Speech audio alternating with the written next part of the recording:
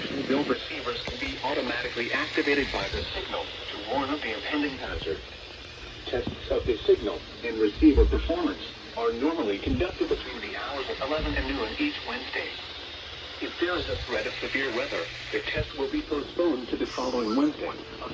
To provide the most consistent and dependable warning service possible, the warning alarm will be activated for hazardous watches and warnings for the following counties in northeast South Carolina: Dillon, Florence, Georgetown, Horry, Marion, and Williamsburg, and in southeast North Carolina, Brunswick and Columbus.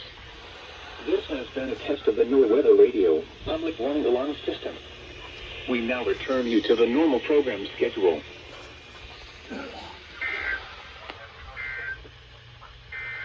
Yes, sir. The latest